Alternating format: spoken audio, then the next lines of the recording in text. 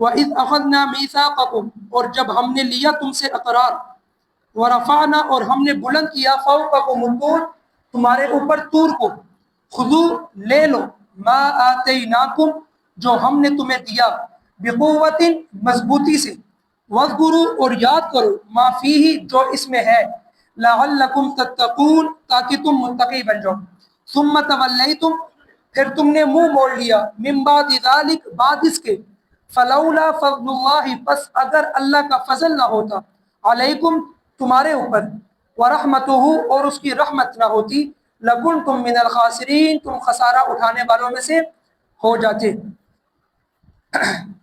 یہاں پر اس سے جو پچھلی آیت جو ہم لوگوں نے پڑھی تھی کل، اس میں آپ کے سامنے ایک قانون ذکر کیا تھا کہ اللہ تبارک و تعالیٰ نے ایک وہ قانون ذکر کیا ہے، چاروں گروہوں کو ذکر کیا ہے، پہلے مومنین کو، یہودیوں کو، نصارہ کو اور صابی کو، یہ چار گروہ ہیں، ان چاروں کا وہ تذکرہ کیا، پھر اس کے بعد اللہ نے فرمایا کہ مجھے ان چاروں سے کوئی سروکار نہیں، بلکہ جو ایمان لائے گا اللہ پر، جو ایمان لائے گا آخرت کے دن کے اوپر، اور جو ایمان لائے گا تمام ان چیزوں کے اوپر جو اللہ کی طرف سے ہیں، اور نیک اعمال کرے گا، بس اس کے لیے اجر ہے۔ اگر وہ یہودی تھا تو اس نے اگر اپنی تورات میں یا اس نے اپنے زمانے میں نیک اعمال کیے، اس شریعت کو مانا، تو وہ اللہ کے ہاں وہ قابل قبول ہے۔ اب نبی کریم صلی اللہ علیہ وسلم کے آنے کے بعد حضور کو ماننا، اللہ کو ماننا، یوم الآخرت کو ماننا اور نیک اعمال کرنا، تو اللہ تبارک و تعالیٰ نے کہا کہ ان کے لیے بھی میرے پاس اجر ہے۔ لہٰذا میرے لیے یہودی، مومنین، عیسائی، صابی کچھ بھی نہیں، بلکہ تمہارے اعمال اور تمہارا عقیدہ ٹھیک ہونا چاہیے، جو کہ میرے لیے، جو کہ میں اس کو قابل قبول وہ کروں گا۔ اب اللہ تبارک و تعالیٰ نے یہاں پر اس سے جو پچھلی آیات تھی، جو ہم نے وہ کل پڑھی، جو اس سے پچھلی آیات تھی، اس میں تقریباً 1.5 سے 2 رکوع میں اللہ تبارک و تعالیٰ نے بنی اسرائیل کی خرابیاں بیان کی۔ پھر اس کے اندر اللہ تبارک و تعالیٰ نے بیچ میں یہ آیت لے کر آئے، اس میں اللہ نے اپنا وہ قانون ذکر کر دیا۔ اب اس کے بعد اللہ تبارک و تعالیٰ نے آج جو ہماری آیات ہے، اس میں پھر اللہ تبارک و تعالیٰ نے تورات والوں کا ذکر کیا ہے، بنی اسرائیلیوں کا ذکر کیا ہے، لیکن ہمیں سمجھایا جا رہا ہے کہ میں نے ان کے ساتھ ایسا کیا کہ تم نے ایسا نہیں کرنا۔ جو میں نے ان کے ساتھ کیا، ان کے اعمال کے بسبب میں تمہارے ساتھ بھی کر سکتا ہوں، لیکن میں تمہارے ساتھ نہیں کر رہا۔ یہ بہت بڑی بات ہے۔ اب یہاں پر اللہ تبارک و تعالیٰ نے کیسے کہا، اس کو سمجھیے پہلے۔ اللہ تبارک و تعالیٰ نے جب بنی اسرائیلیوں کو فرعون کی قوم سے الگ کیا، ان کو نجات دی، اب یہ جو بنی اسرائیلی تھے، اب یہ بنی اسرائیلی وہاں سے الگ ہو کر موسیٰ علیہ السلام کی رہبری میں، ان کی رہنمائی میں، بحر قلزم یعنی ریڈ سی کو انہوں نے وہ کراس کیا، اور وہ پہنچ گئے سارے سینا میں 6 لاکھ افراد۔ اب 6 لاکھ افراد جب وہاں پر پہنچے، تو وہاں پہنچتے ساتھ ہی موسیٰ علیہ السلام کو کہا کہ اے موسیٰ، اب ہم فرعون کی قوم سے تو الگ ہو گئے، اللہ نے ہمیں نجات تو دے دی، لیکن اب ہمارے پاس کوئی ایسا قانون یا کوئی ہمارے پاس کوئی دستور نہیں ہے کہ جس کے مطابق اب ہم زندگی گزارتے ہیں۔ یعنی اب ہم آزاد تو ہیں، لیکن اب ہمارے سامنے کوئی ایسا ڈھانچہ نہیں ہے کہ جس کے مطابق ہم زندگی گزاریں۔ موسیٰ علیہ السلام ان کے کہنے کے اوپر اللہ سے دعا کی، اللہ تبارک و تعالیٰ نے ثم اتخذتم 40 لیلۃ، اللہ تبارک و تعالیٰ نے 40 راتوں کے لیے موسیٰ علیہ السلام کو بلا لیا کوہ طور کے اوپر۔ 40 راتوں کے بعد جب وہاں سے آئے موسیٰ علیہ السلام، تو ان کے پاس تورات تھی۔ جب کہا آ کر قوم کو کہ بھائی میں تمہارے لیے تورات لے آیا ہوں، تو انہوں نے اس وقت کہا کہ ہم کیسے مان لیں کہ یہ اللہ کی کتاب ہے، یعنی منزل من اللہ، اللہ کی طرف سے جو اتاری گئی کتاب ہے، انہوں نے اس کا انکار کر دیا۔ کہا کہ ہم نہیں مان سکتے کہ اے موسیٰ تمہارے پاس اللہ کی کتاب ہے، بلکہ یہ تو تمہاری اپنی بنائی ہوئی کتاب ہے، ہمیں شک ہے اس بات کے اوپر۔ اس وقت اللہ تبارک و تعالیٰ نے موسیٰ علیہ السلام کو حکم دیا کہ ان کو اکٹھا کرو اور کوہ طور پر لاؤ۔ انہوں نے کہا جب تک ہم اللہ سے خود ہم کلام نہیں ہوں گے، تب تک ہمیں یقین نہیں ہوگا۔ موسیٰ علیہ السلام نے کہا ٹھیک ہے۔ 72 کو کہا، 2 بندے الگ ہو گئے، 70 آدمی موسیٰ علیہ السلام کے ساتھ ہو گئے۔ اب 70 آدمی جب ان کے ساتھ گئے اور انہوں نے جا کر وہاں پر اللہ سے ہم کلام ہوئے، اللہ تبارک و تعالیٰ نے ان کو یہ چیز بتلائی کہ یہ تورات میری طرف سے ہے، انہوں نے اللہ کی بھی گستاخی کی اس وقت۔ بہرحال تجلی آئی، وہ سب کے سب فوت ہو گئے، مر گئے، موت آ گئی۔ اس وقت موسیٰ علیہ السلام نے دعا کی کہ اے اللہ، اگر میں اب خالی گیا تو اب پیچھے جو 12 قبیلے ہیں، میں جن کے افراد لے کر آیا ہوں، جب میں ان کے پاس خالی ہاتھ جاؤں گا تو وہ میری بات کا انکار کر دیں گے، اور وہ تیرا بھی انکار کر دیں گے جو کوئی تیری دعوت کو ماننے والے ہیں، لہٰذا اے اللہ تو ان کو زندہ کر دے۔ اس وقت اللہ تبارک و تعالیٰ نے ان کو زندہ کیا اور قرآن مجید میں فرمایا ثم بعثناکم من بعد موتکم، پھر ہم نے تمہیں زندہ کیا تمہاری موت کے بعد، یعنی ان کو موت اللہ تبارک و تعالیٰ نے دے دی تھی۔ اب یہ لوگ وہاں سے دوبارہ آئے اپنے قبیلوں کے پاس، اب یہ لوگ مان گئے کہ واقعتاً ہم لوگوں نے غلطی کی تھی۔ اب جب وہ دوبارہ واپس آئے اپنے قبیلے کے پاس موسیٰ علیہ السلام کے ساتھ، تو انہوں نے آ کر پھر گستاخی کر دی اللہ تبارک و تعالیٰ کی۔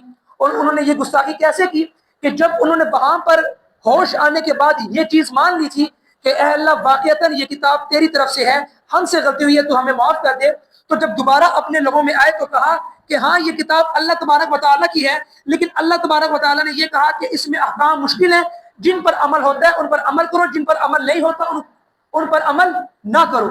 یہ بات انہوں نے اپنے آپ سے ایڈ کی، انہوں نے اپنے آپ سے شامل کی۔ اب اس بات پر اللہ تبارک و تعالیٰ کو غصہ آیا۔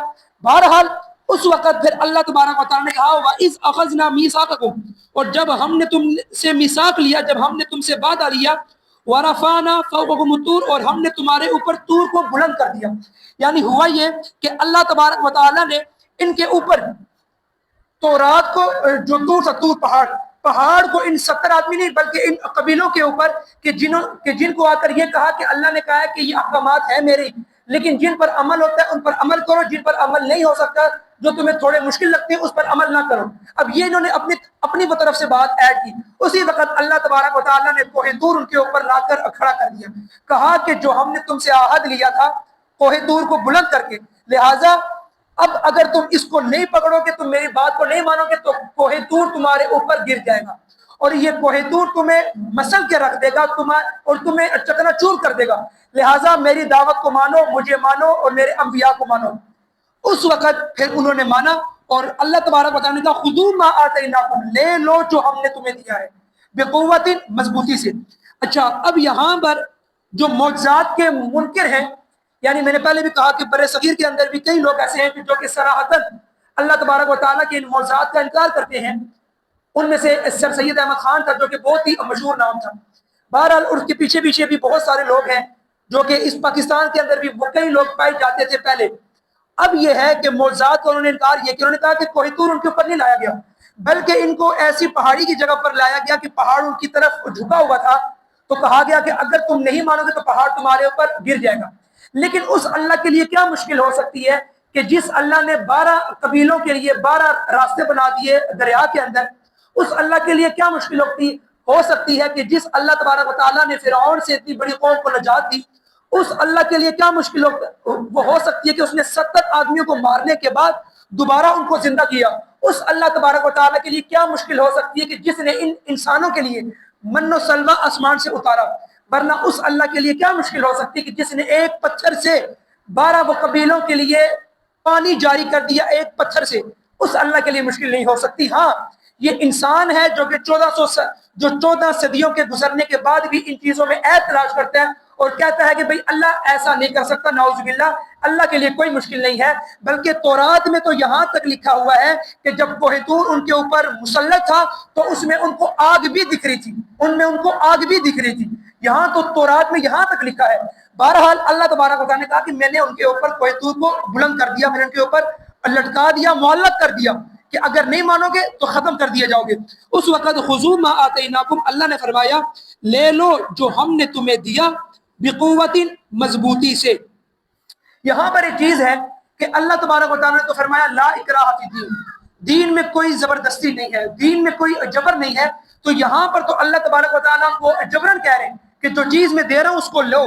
تو اس سوال کا جواب کیا ہوگا؟ یہ جو ہمارے ذہنوں میں جو شبہ آ رہا ہے اس کا ازالہ کس طرح ہوگا؟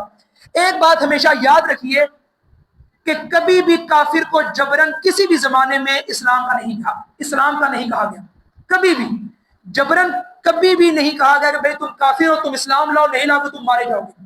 ہاں، جو کافر مسلمانوں کے آمنے سامنے ہوئے ان کو تو مارا گیا، لیکن جو امن میں تھے ان کو کبھی بھی مسلمانوں نے کچھ نہیں کہا، کبھی بھی، اور پہلے بھی یہی تاریخ رہی ہے۔ ہاں، اب جو عیسائی ہیں، اس وقت عیسائی کئی ریاستوں پر ظلم کرتے ہیں اسلام کو چھوڑنے پر، لیکن مسلمانوں کی تاریخ میں کبھی ایسا نہیں کیا گیا کہ انہوں نے کسی کافر کو مجبوراً کہا گیا ہاں اسلام لانے کے بعد اللہ کی اطاعت نہیں کرو گے تو پھر مارے جاؤ گے۔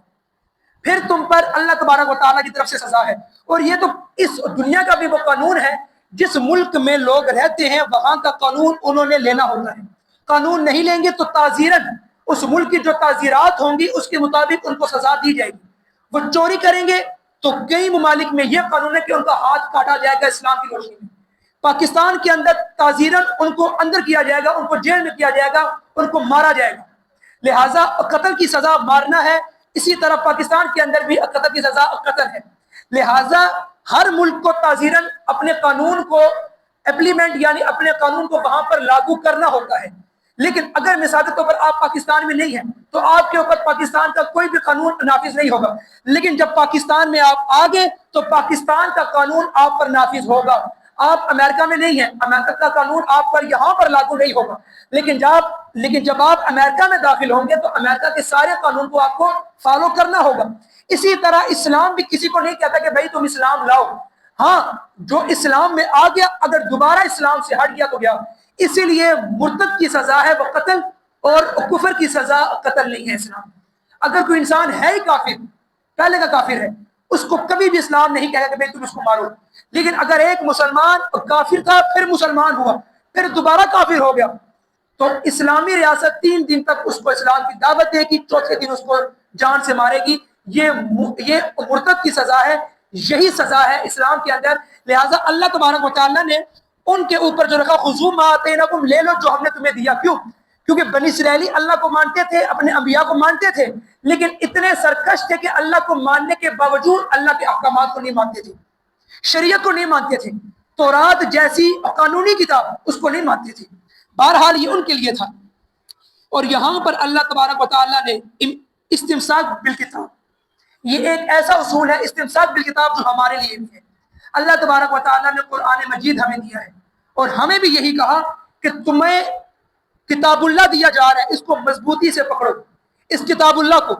اور ہم نے اس کتاب اللہ کو مضبوطی، بہت دور کی بات ہے، بہت دور کی بات ہے، ہم نے تو اس کتاب اللہ کو کبھی سمجھا ہی نہیں۔ مولانا عبید اللہ سندھی رحمہ اللہ جو کہ پہلے سکھ تھے پھر اسلام لائے، اور پھر اتنے بڑے تحریک کے اندر اتنے بڑے یہ انسان اور اتنے کارساز اور اتنی انہوں نے یہاں پر چالاکیاں کی کہ انہوں نے اس بر صغیر کے اندر کہا جائے کہ انگریز کے مقابلے میں مولانا عبید اللہ سندھی رحمہ اللہ کی تحریکات اور ان کے جو محرکات تھے یہ بہت ہی بلند تھے۔ تو مولانا عبید اللہ سندھی رحمہ اللہ چونکہ پہلے سکھ رہ چکے تھے پھر اسلام لائے تھے، تو انہوں نے فرمایا تھا کہ میں تمام دنیا کے تمام مذاہب کے لوگوں کو یہ چیلنج دیتا ہوں کہ وہ کتاب اللہ کو پڑھیں، اس کو سمجھیں۔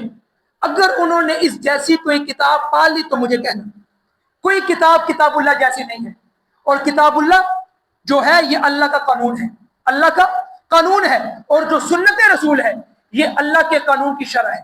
قرآن کو ہم سمجھتے ہیں اللہ کے رسول کی شرح کے مطابق، جو حضور نے اس کی شرح کی، ورنہ تو اللہ تبارک و تعالیٰ نے کہا وَأَقِیمُوا الصَّلَاةَ، نماز کو قائم کرو۔ اب نماز کا طریقہ پورے قرآن میں نہیں ہے، لیکن حضور کی زندگی سے ہمیں وَأَقِیمُوا الصَّلَاةَ کا طریقہ معلوم ہو گیا۔ یہاں سے معلوم ہوا کہ یہ کتاب اللہ کا قانون ہے، اللہ کی کتاب ہے، اور سنت رسول یہ اللہ کی کتاب کی شرح ہے۔ لہٰذا اس کو مضبوطی سے تھامو۔ اللہ تبارک و تعالیٰ یہاں پر تو کہہ رہے ان کو، لیکن یہاں پر ہم سے بھی اللہ تبارک و تعالیٰ مخاطب ہے کہ اے مسلمانوں اس کتاب کو مضبوطی سے تھامو۔ اب سنیے آگے، پوری دنیا کے اندر یہ چیز پائی جاتی ہے۔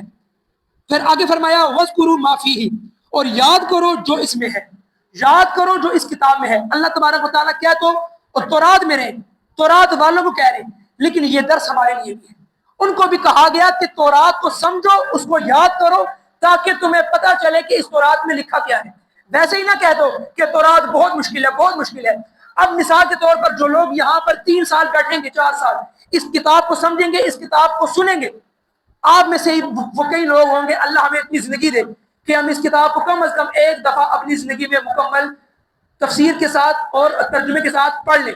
لیکن جب آپ سے پوچھا جائے گا 3 سے 4 سال بعد کیا یہ کتاب مشکل ہے، آپ بولیں گے نہیں، اس میں تو بہت آسان باتیں ہیں۔ ابھی تک جو لوگ بیٹھے ہیں اس درس قرآن میں، ان میں سے کوئی بندہ بول دے بھائی یہ کتاب بہت مشکل ہے، نہیں، کتاب بہت آسان ہے۔ اور ترجمہ جب میں کرتا ہوں تو آپ کو سارا سمجھ میں آ رہا ہوتا ہے کہ یہ کیا ہو رہا ہے ترجمہ۔ لہٰذا تورات بھی آسان تھی، لیکن ان کے دماغ میں خناسیت تھی کہ بھائی ہم نے پوری تورات پر عمل نہیں کرنا، اسی لیے اللہ نے کہا جو میں نے تمہیں دیا تم اس کو لو اور مضبوطی سے تھامو، اور صرف تھامو نہیں بلکہ یاد کرو جو اس میں ہے۔ یہی حکم ہمارے لیے بھی ہے۔ اب یہاں پر دیکھیے اللہ تبارک و تعالیٰ نے کہا کہ اس کو یاد کرو جو اس میں ہے۔ اس کتاب کو یاد کرنے سے آپ کے ملک کے، آپ کے خاندان کے آدھے جرائم ختم ہو جائیں گے۔ اللہ تبارک و تعالیٰ نے کہا وَلَا تَقْرَبُوا الزِّنَا، زنا کے قریب بھی مت جاؤ، إِنَّهُ كَانَ فَاحِشًا، وہ ہے فحاشی والا کام۔ یہ اس قرآن مجید کے اندر ہے۔ اگر یہ ہماری حکومتیں، ہماری کورٹس اگر ان کے اوپر مکمل طور پر عمل درآمد کریں تو ہمارے معاشرے میں آدھے جرائم بھی ختم ہو جائیں، اور لوگ اگر اس کے حافظ قرآن بن جائیں، اس کتاب اللہ کے، لوگ حافظ قرآن نہیں بنتے لیکن اس کو سیکھنے والے بن جائیں، تو جب ان کے سامنے ایسی آیتیں آئیں گی تو کہاں پر رہے گا؟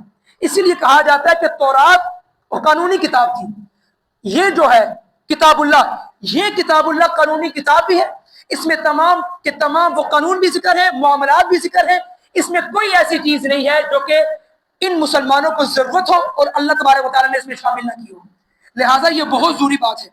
پھر اللہ تبارک و تعالیٰ نے کہا لعلکم تتقون، تاکہ تم متقی بن جاؤ، تاکہ تم متقی بن جاؤ۔ یہ اللہ نے ان کو کہا، ہمارے لیے کیا بولا؟ سورہ بقرہ کی دوسری آیت ہے ذالک الکتاب لا ریب فیہ ھدی للمتقین، ھدی للمتقین، یہ کتاب ہے اس میں کوئی شک و شبہ نہیں، ھدی للمتقین، ہدایت ہے للمتقین، متقین کے لیے۔